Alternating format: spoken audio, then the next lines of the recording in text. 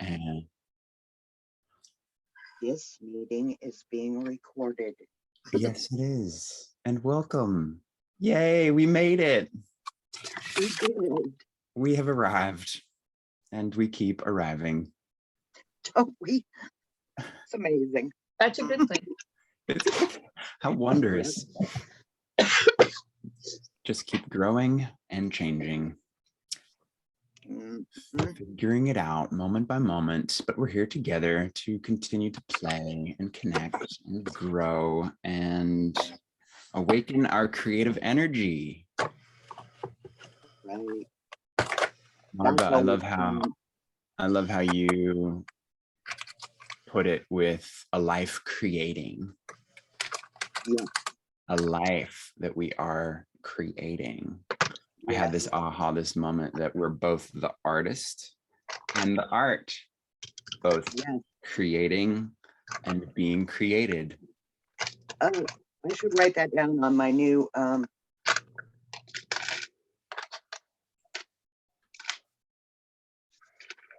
you know, I never come empty-handed, so artist and art. Is this a new journal page you're gonna play with? Yeah. Heck yeah. Yeah, I've been doodling on it already, so that just goes right in with the doodling. Nice. Well, it's been this journey for me right now in this season of my life that has given me the time of day to pour my intention into how I want to create this life, this sacred work of art, always in progress. So thank you so much, Marva, for creating this journey for us. I see how it's such a beautiful expression of your own unique creativity while being that inspiring invitation to explore and unravel the mechanisms that are pulling the strings of our being so that we can be more courageous and authentic in how we can individually show up and pull our own strings in the direction of our dreams. Oh, that's a good one. Like a marionette. Exactly. And thank you, Jen and Roxana, for what I feel is the greatest gift to receive, your presence throughout this call, throughout all of our interactions. Certainly inspires me to focus up and pour more intention into how we can just serve one another. And and generally, I think we kind of know what that is. So more specifically for today's call, we're excited to just do a quick week 1 check-in. So follow up on what showed up for us this week, and then do a bite-sized day-to-day play-by-play for week 2. That way, if the only thing that we did this next week was tune into this call, we would at least have gotten a synopsis of this week, and hopefully we'll be inspired to prioritize ourselves in ways that, as Marva puts it, feeds our soul. How does that sound as far as a trajectory for today's call? Sounds great. All right. So I just have one addition to that. Okay. I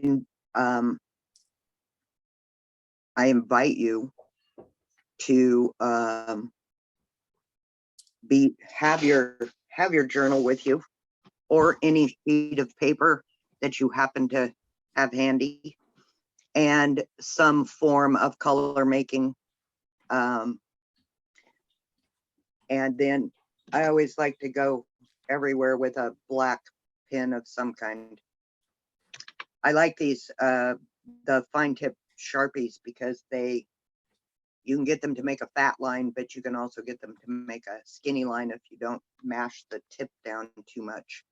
But Matt and I had already started for quite some time now where we actually played while we went through our call.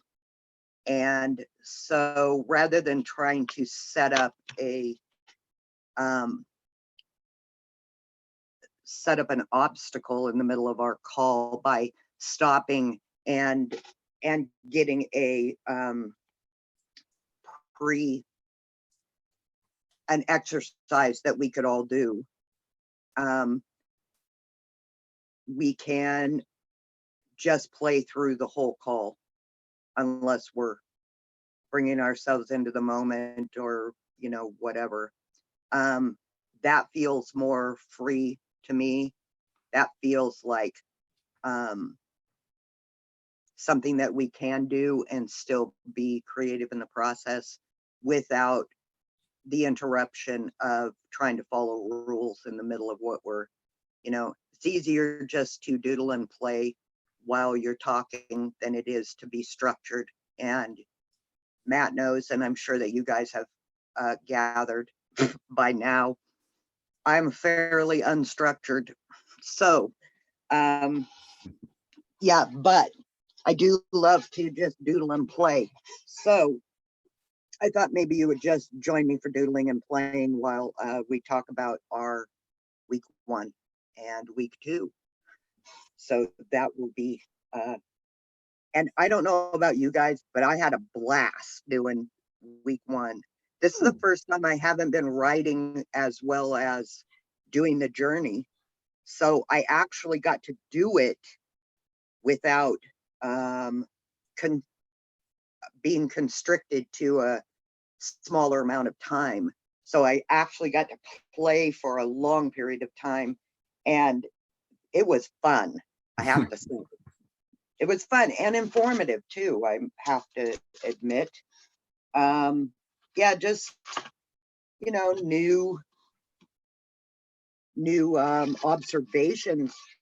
I'm so surprised anymore when I can actually sit and be present and realize that there are new observations for me to make, because it seems like I should have made them all by now, but no, that is not how it works. The universe just keeps giving me these little snippets of information, and then I start playing, and then I have larger, more unraveled pieces of information, and I'm like, wow, new stuff. You know, that surprises me because it seems like I should have already seen it by now, but it is still the spiral, always the spiral. So there's just a deeper level there, a deeper level there. So it's fun. I love it. So good. So I just want to remind us that if anytime we want to share anything, yeah, that's welcome. So feel free to unmute yourself at any time if you'd like to share anything that's on your mind. I don't mind being interrupted for those reasons. I welcome it. So before we do a quick check-in reflection for week 1, let's just take some moments to arrive more fully to ourselves, to one another, to this call, to this moment, whether that just looks like getting settled into our seat, aligned in our bodies, maybe checking in with our posture, stacking our bones from our toes to our crown, maybe leaning forward a bit, backward a bit, side to side, noticing where that sweet balanced spot is in the middle. Noticing any areas that feel tight, inviting some softening.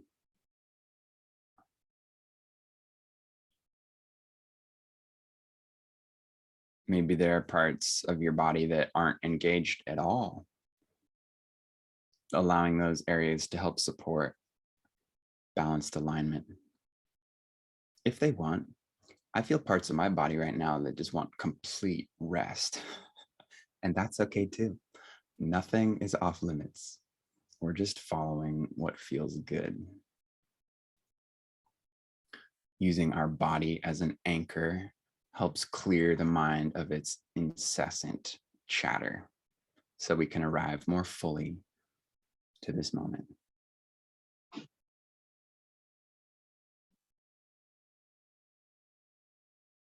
Sending gratitude to our body for the miraculous technology that it is.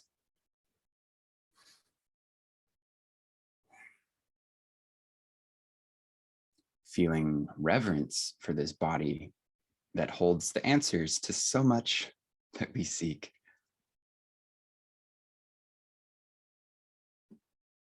Noticing how your body is breathing you. It's been breathing you since your first breath and will continue until the last.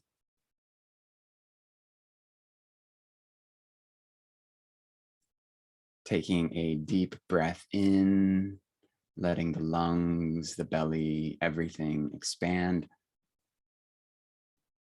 And releasing that breath, softening. Expanding further with the next inhalation.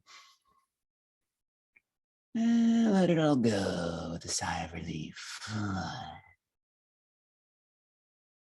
One more deep breath, holding at the top if you'd like. Feeling that sensational rush of dopamine and oxytocin and serotonin and endorphins.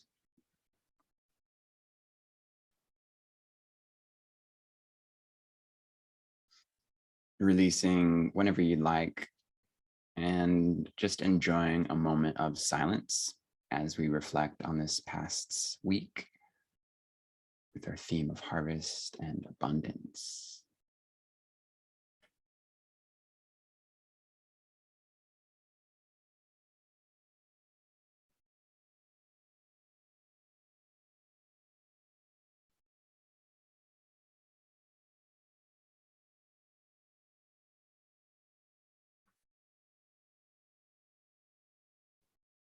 I woke up yesterday with a pinched nerve, or at the least a very stubborn knot at the base of my skull.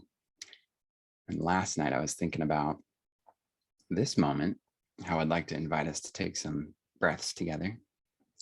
And so I started doing some breathing. And what seems to always happen when I do some deep breathing followed by holding my breath in stillness is like a rush of resources flood into my being, and I enter this state of like just bliss. And when I did that, I realized my neck isn't hurting.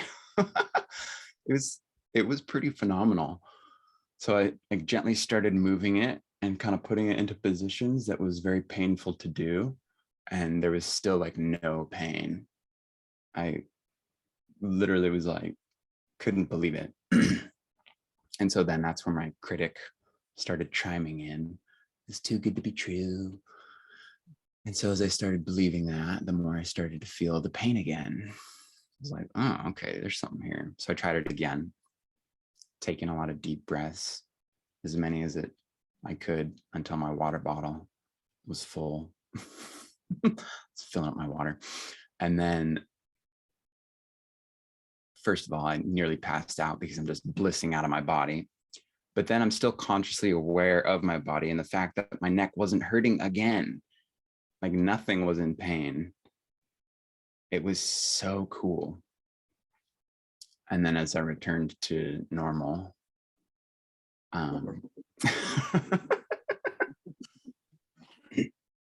I was inspired by this as like an example of my creative abundance available in everything that I do, that I'm an extension of this pure, powerful source of energy, that I have the capacity to unlearn all of these cultural norms and relearn how to tap into my wild divinity and my natural creative potency.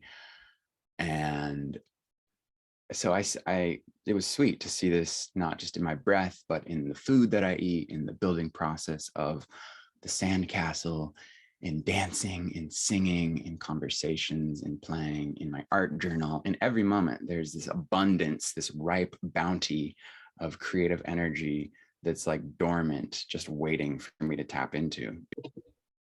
So reflecting on week one of this journey for me,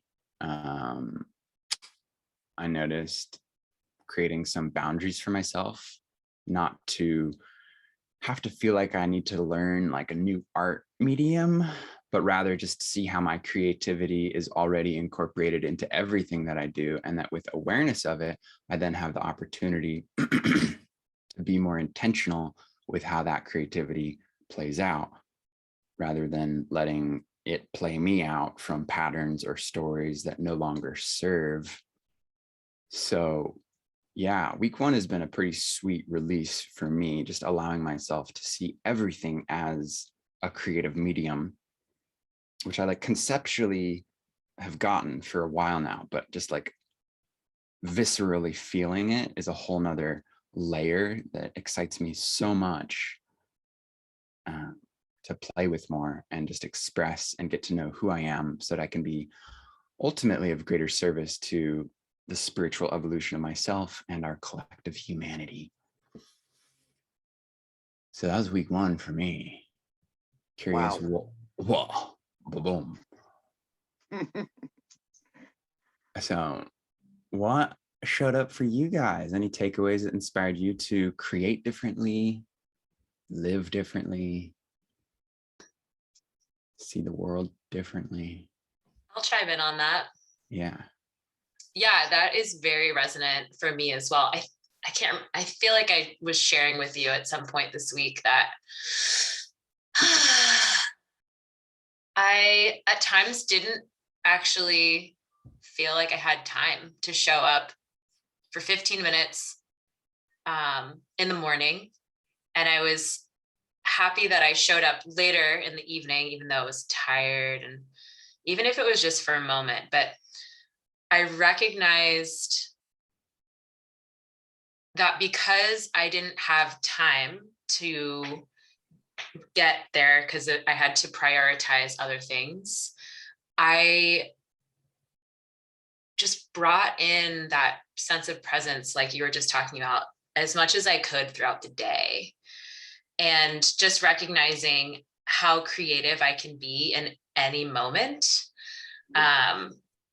Whether that's brushing my teeth and harmonizing with my electric toothbrush, or making my morning beverage and just being in enjoying it, making my food. I've been really, really excited about working with plants and like creating art with my plants. And I actually got really inspired last night. Like there's like art everywhere. I kind of just want to show you. I'm just going to turn the camera up. So I used to have like this big nest of like a bunch of plants right here. So I just put it all up on the ceiling and like created this interweb. Wow. Oh, that's really cool. It's pretty cool. Yeah. Turn it around. So like it goes up, and I used fishing line to like secure. So it's floating. It like when you walk in, it just looks like there's a floating forest. Nice. In my room, and just like going around the house, and I feel like I'm an interior designer, and it's just been so nice. I have been able to create and do some, just like do the journaling and then create over top. And that's been really fun. And I also really enjoyed doing the creative art and then journaling on top of it. I had never done that before. So I think, full circle, I feel like I really did my intention, which was imperfection. Just show up, be present, allow it to be. And I did actually notice myself one night when I was like, okay, I have all this space and time. I couldn't, it was like, I felt like I was studying something in order to create. And I witnessed myself in that perfection, and it was like, ooh, I need to just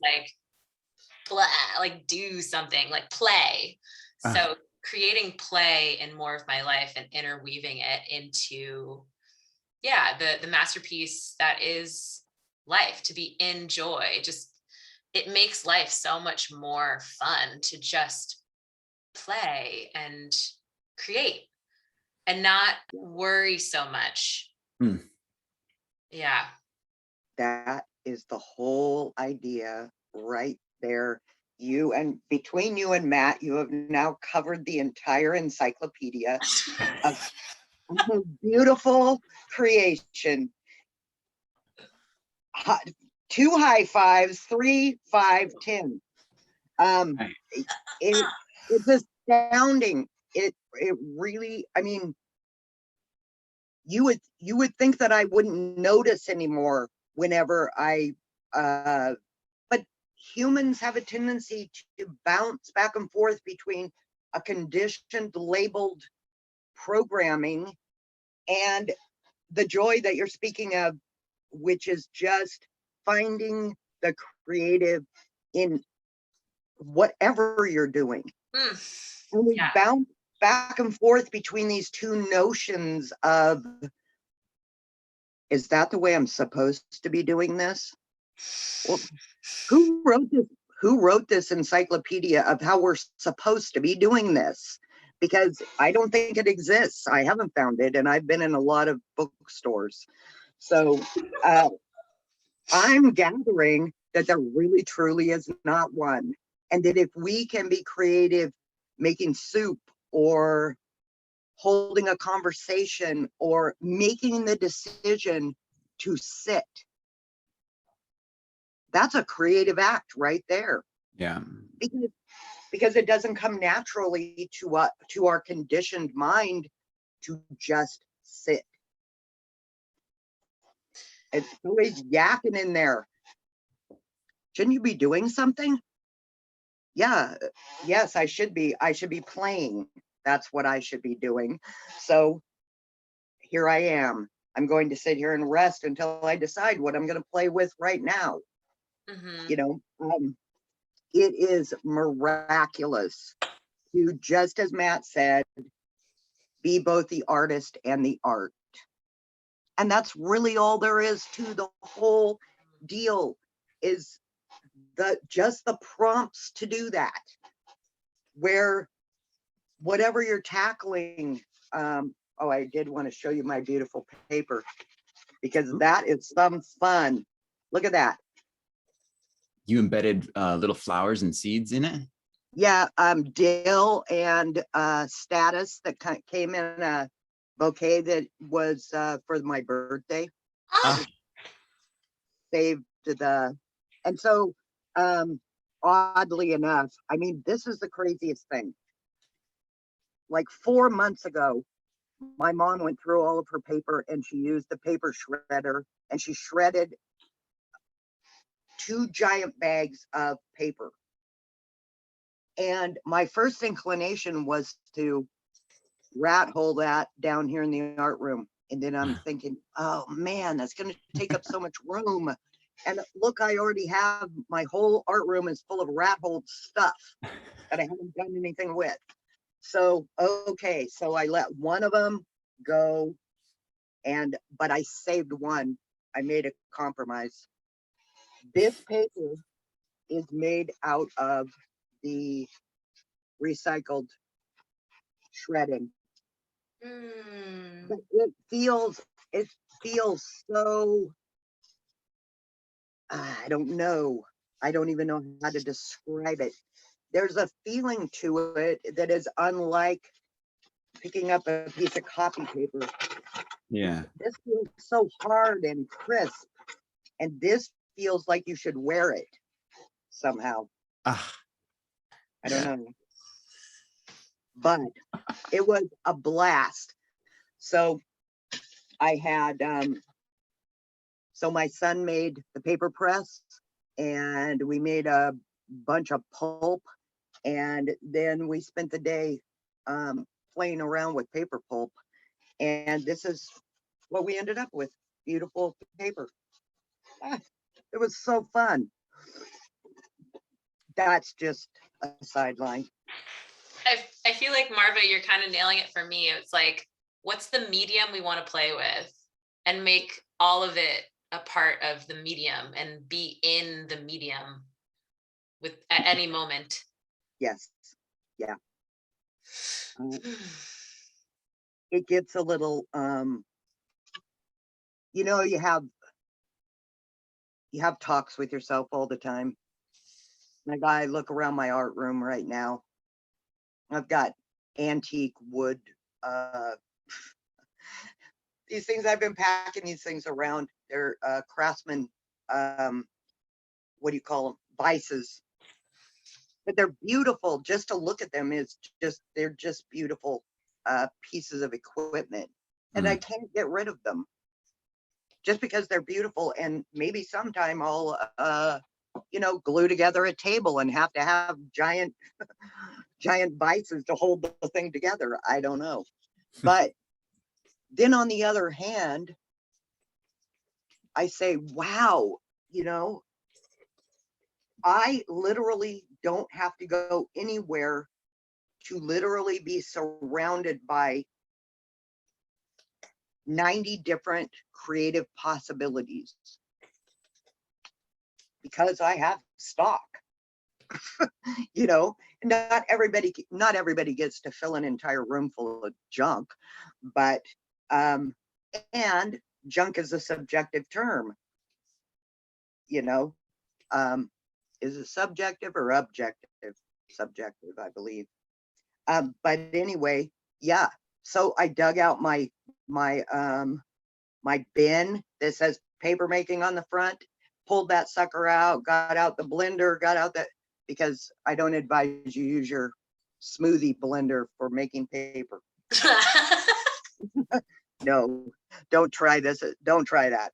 I have a blender that's like probably close to 35 years old now. And yeah, it makes paper great, and it's still working.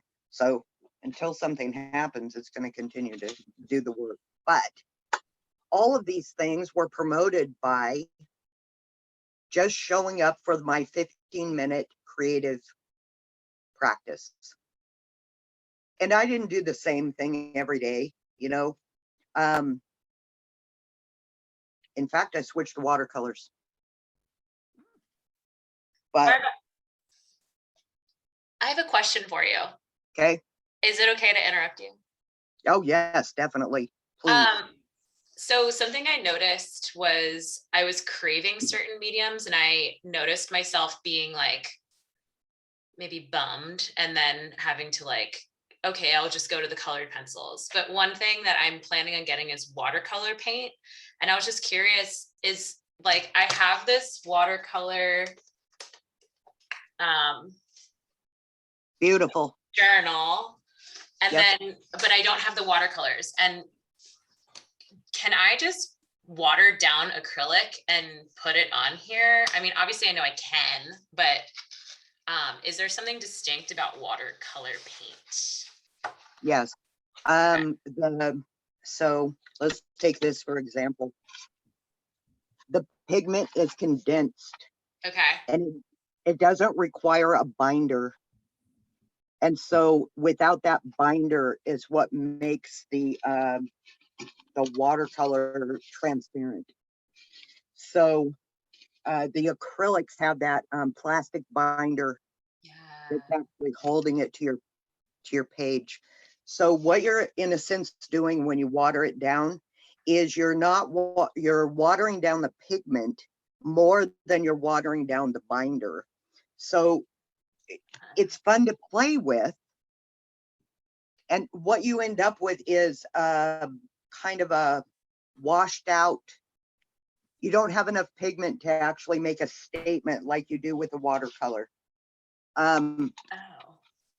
So if you water it down, you end up with colors that are similar to your water when you're washing your brush out.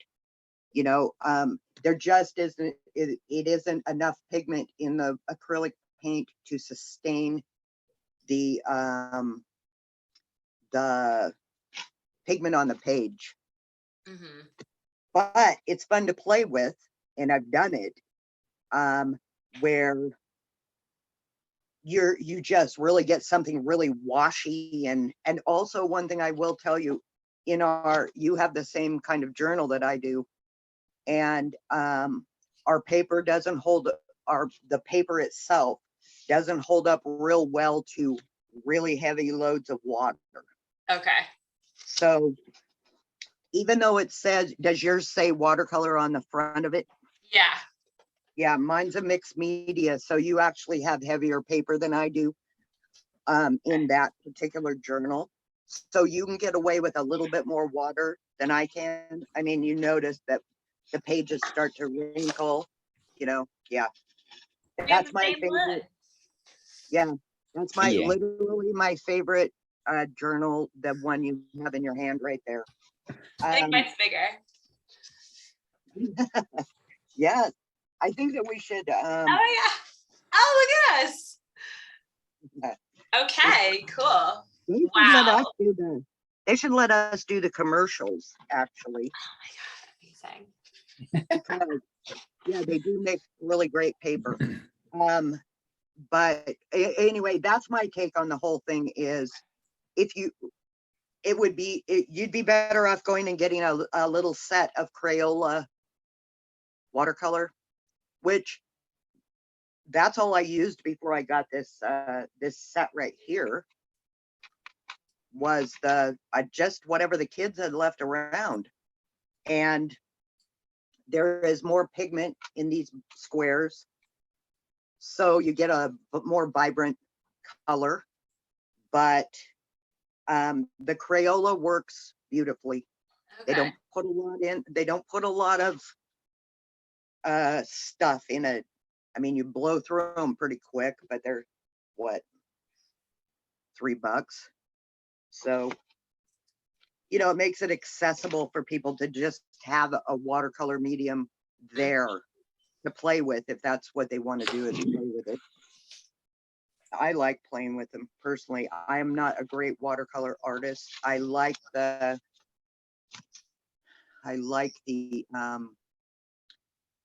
that I can cover things up with the acrylic paint if I don't care for them the way they look, where you cannot do that with watercolor. You just have to go with what you did. And so as a practice, I make myself paint with watercolor because I'm less comfortable with the transparency of it. So I learn way more when I'm working with the watercolors than I do with the acrylics.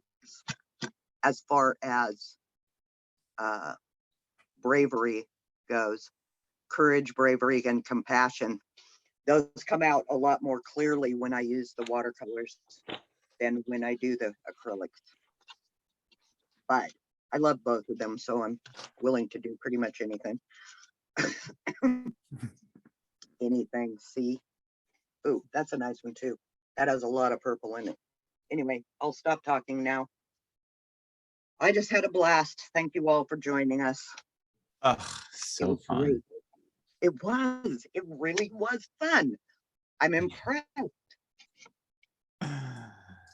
You guys want to do a quick week 2 review as we play in our creative, whatever you're playing with over there?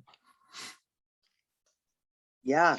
I didn't have the chance to write down all 6 of the days of what week 2 is. So will you refresh our memory? I love this printout. This thing that you made me last week. Oh, I I'm like, should have sent you the one I "Ooh, made this week too. Yeah. I love it. It's so wonderful. Ah, sweet. That's nice you printed it out. I'll be sure to send you any future ones I make. Okay, so week 2, day 8 is all about letting go. This is something I think we visit in all of our journeys, just taking some time to let go what is no longer serving. And Marva, you include a really fun releasing ritual in that day's session. And I had so much fun creating some illustrations for that. And so, yeah, day 8 is a fun invitation to play with ways to release old ideas, old beliefs, old opinions, behaviors, possessions that we have outgrown. It's good stuff. Day 9, the intention is acknowledgement. And it's acknowledgement in the sense of noticing the magnificence of our innate divinity and abundance, acknowledging that aspect of ourself, which is a wonderful opportunity to discover what makes us unique in our creative expression. And I'm noticing that, like, the more I notice how I'm unique, the easier it is for me to be authentic in my creative expression. Curious if anyone has a humble brag about themselves that they've noticed kind of comes through in their creativity, where you can just kind of see your unique individuality, like what you've acknowledged in yourself to be exceptional.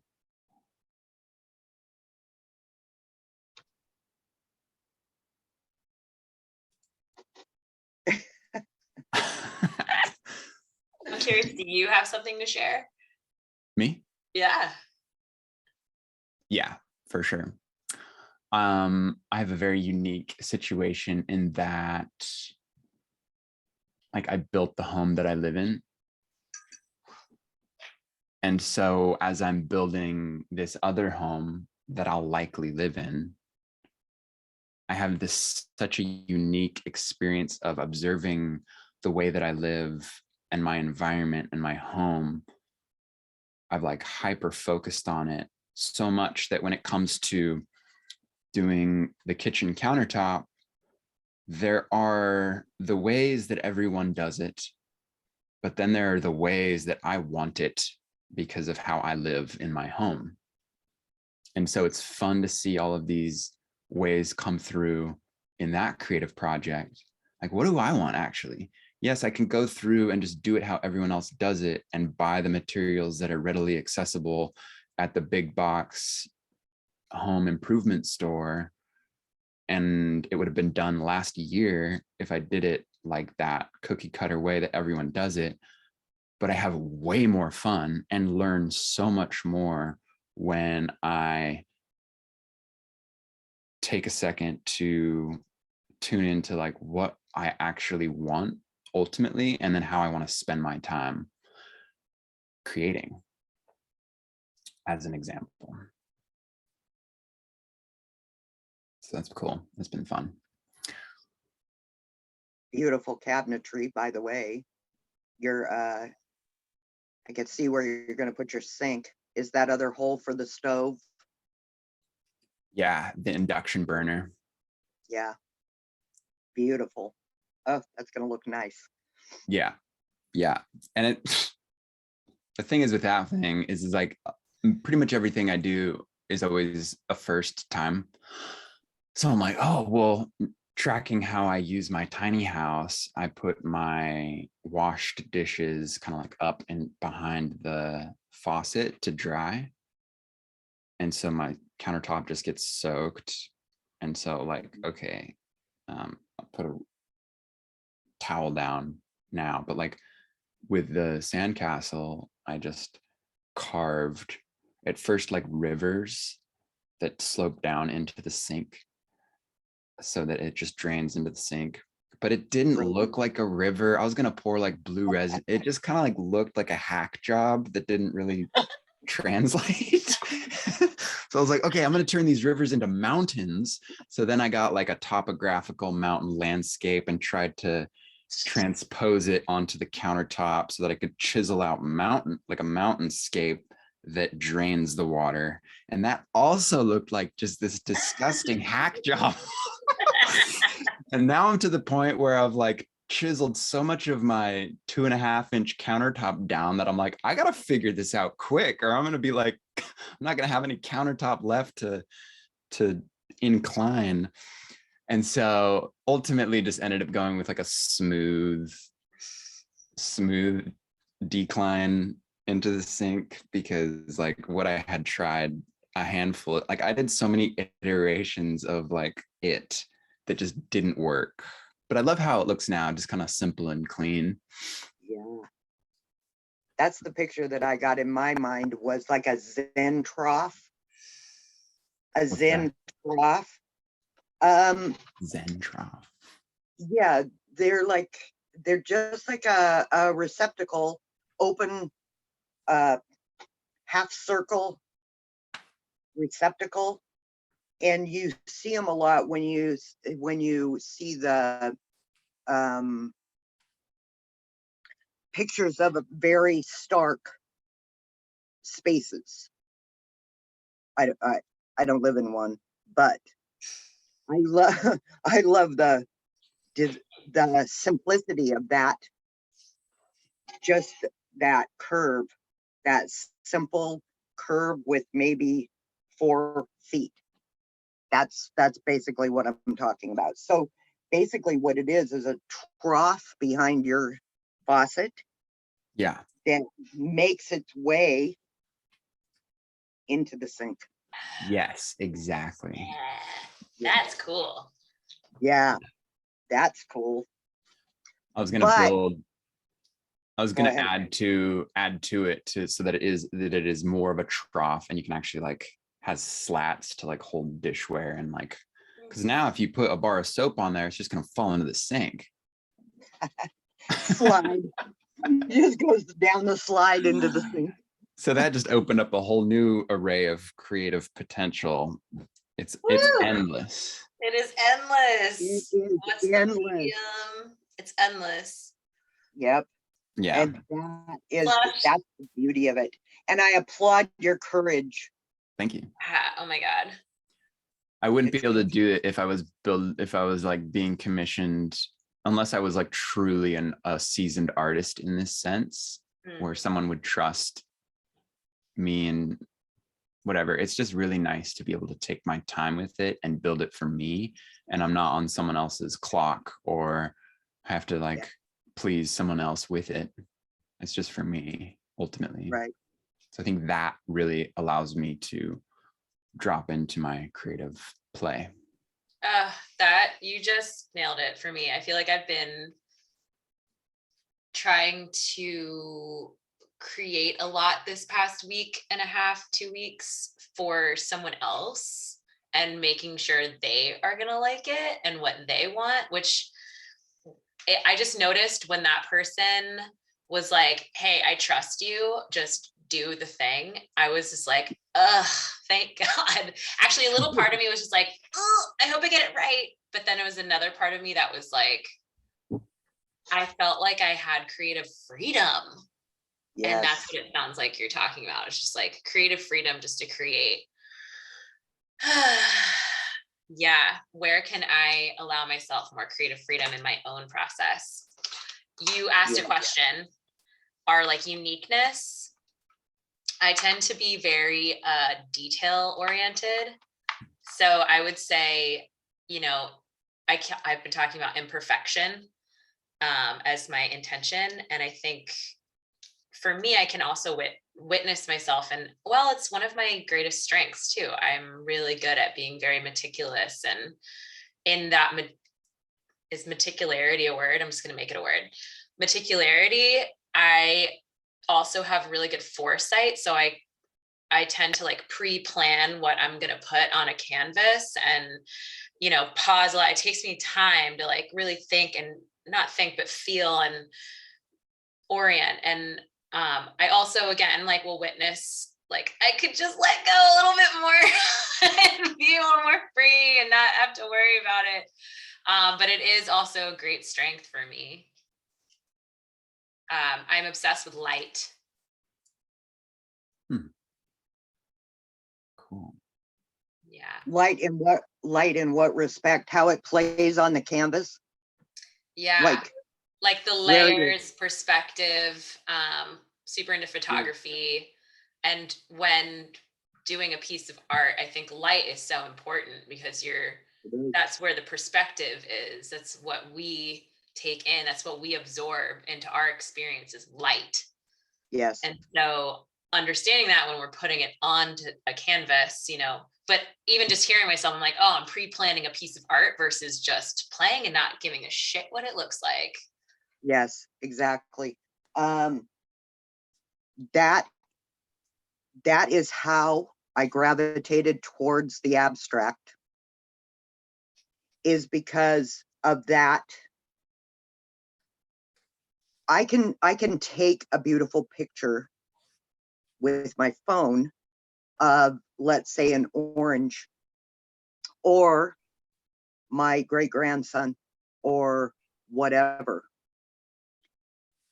I don't feel like, because we have the technology and the probability of taking very, very realistic and beautiful sceneries, and that as I'm trying to recreate something like that on a canvas, I'm always struggling with the reality of the situation, you know. And really the most fun part to me was, where's the light coming from and what does it look like on both sides of the thing? And so when I, just as a practice, I decided I'm just going to start throwing paint around, because this is so constrictive and painful to try to make this perfect looking face that looks just like this other perfect looking face that's sitting in front of me hurts me. I mean, I obsess over the whole process, and I had to bring myself out of that. And I really, I've got the constructural part down because I'm a wood carver. So when you're doing a sculpture, you're doing it in reverse. You're taking away stuff rather than putting on stuff. So the structure I got okay, but the whole layering and some people are just so brilliant at it. But for me, it was always frustrating. And so I started doing a practice where I just was literally putting paint down. And so my objective was light and dark and blending. So I didn't have any rigid lines. So I did that for a while with the blending and the light and dark and that kind of thing. What ended up happening is I feel more resonant with not having the perfection of a perfect orange. I really want my orange to be square and purple. So there. What can I tell you? Love it. I love it. Yeah. Thank you. Yeah. It's a constant learning though, and that's what makes it so beautiful. Mm-hmm. And that is my gift. And Matt, what you were saying is everything that you're doing is a first time thing. That's actually, I can get really excited about doing something a different way or a new way or whatever. And so I throw those in the midst of my painting, let's say. I told you before, I haven't painted anything since I started the journal, writing the journal. seasons. But I don't see that as a problem, because what I have learned doing the journal and writing it is 100-fold.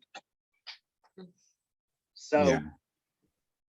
you know, having that new thing to do is like, yeah, that's like balm to me. Nice. I get really excited when I have new, even if like I haven't made paper in 30 years, and it was so exciting to actually pull the paper and use all the tools. And I was like, whoa, we're doing something different. That's so cool. Yeah. Yeah. Well, gosh, golly, time flies when you're having fun in the art room. It's Oh man. Yeah, we're there. I'll just briefly mention the next days and we can send each other off. Do we have to? I mean, can't we just stay here for the rest of the day and play and talk about creativity? Tempting. Right. So day 10 is about symbols, and I love symbols because it helps us go beyond what is known or seen by creating those linkages between just different concepts and experiences. So that's a fun one. Marva invites us to create our own symbolic language that day. Day 11 is all about observation, which is like, I feel like foundational to any creative process. And Marva, you bring it up so much, just our ability to observe our mental, emotional, spiritual states and how that is so integrated into how we create. Day 12 is transformation. Oh, Jen, I always think about the metamorphosis process of the caterpillar turning into the butterfly.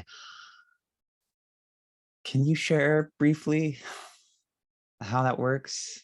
Sure. I'll be as brief as I can be. Okay, thanks. You have the caterpillar. It eats and eats and eats and eats. It molts, and it actually grows into another part of itself as a caterpillar. Eats and eats and eats and eats, and then forms the chrysalis, which we know as the cocoon. In the cocoon, the immunity cells, its immune system starts to go into this process of death, really. And in that process, it creates a nutrient dense soup. And when the genes and the parts of the caterpillar, basically there's these cells called the imaginal cells, and they have antibodies on them. If they have antibodies on them because they would be destroyed as a caterpillar. But in the nutrient dense soup, as things decay, they actually become more safe, and things it's just chaos. It's complete chaos. So this caterpillar is literally dying so that the imaginal cells can then safely come together to create the blueprint of a winged creature called a butterfly. So it has to die. But the death is feeding it's a nutrient dense soup. It's not just death. It's literally feeding the imaginal cells and the DNA to create the butterfly. It's the foundation. Wow. So cool. She speaks my language, foundations and soup. Yeah, and death. Imaginal. It's death to life, which is fun because I pulled a card. I pulled a Rumi card the other day, and can you see that? Yeah. Beyond what? It says beyond death, life. And it's the first card of the deck. It's the foundation. In order to transform, we need to release and surrender. And it's like, has so much to do with being brave. It has so much to do with being brave. Yeah. And also not being able to, not flipping as soon as you hear the word death, not flipping this little conditioning switch in your head that says, oh no, not death, not death, when there's no growth without it. All these things every day, cells are dying, things are happening, and you can see that in this season more than any other season. It's already happened by the time you get to winter, but you can watch it happen in the autumn, how the death of the things is what promotes the growth of the things. Mm-hmm. So yeah, ridding ourselves of that labeling that says, I have to be sad now because things have to die. You know, there really, I think that's in the big rule book that I can't find. You know, I pulled a card this morning too, after the storm, and it is also the first card in this Sacred Rebels deck, and it speaks right to that. So I pulled an owl with this card for us. Wow, so cool. I'm gonna have to go pull now. I'm gonna have to go pull a card. So good. I was Yeah, ill prepared. I love that. I pulled an animal deck card with this card, and it was an owl. So heck yeah, love it. Okay, we got owls. I drew a chrysalis here on my scraps. That's gonna be a journal page. Oh yeah. I got so excited I forgot to put paint on my doodling. I love these calls. They're fabulous. So good. So many directions we can go. Well, just to wrap up the summary of our week, day 13 is a pause. That sacred pause that holds the opportunity to respond in new ways. And yeah, that's a great day. I loved reviewing that day. And then day 14, the end of each week, Marva, you have us rest and reflect. And I love how you invite us to do it with grace. Yes. Yes. We have so many things so we get to beat ourselves up about, that we're not being productive enough, that we haven't done something perfectly, that we, you know, all of these things that we are pretty sure are really important that have to be this way, you know. And the deeper I get in self-awareness, the more I find that is all conditioned illusion. Yeah. We don't have to do anything anyway. No. Yeah. In fact, we could live on the sidewalk. Yeah. It wouldn't be nearly as much fun without running water and some heat. I don't know. Could be. But could be. we could do it. We could do it. If there'd be a freedom to it of sorts. Well, I want to respect everyone's time. So thank you all for showing up and playing with us. So much fun. Yes. Well, I look forward to syncing up again next Sunday and the days between in the art room and in our journals and all of our other creative pursuits. Thank everybody for joining us, and I'll see you on the platform. And that was a blast. So yeah, let's be creative. Find creative ways to do normal things, as Matt says, normal things. There's nothing normal about us or our process. What is normal anyway? It's one thing that might be normal about our process is that we're creating the new norm. Yeah, that's exactly what we're doing.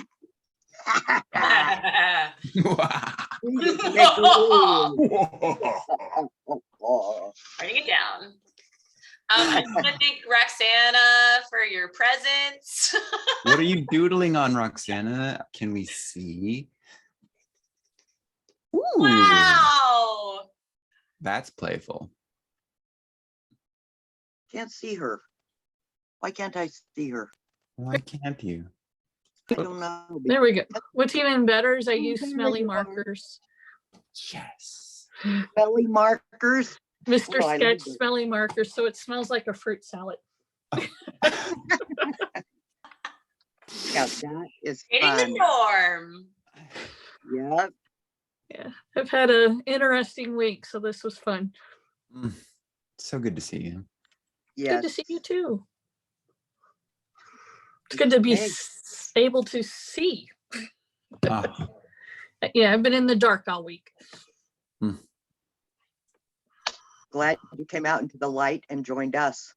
Yes, today's first time I can tolerate the light today. Beautiful. all right. Well, I love you guys. Love you too. I'll see you soon. See you later. Bye-bye. Bye-bye.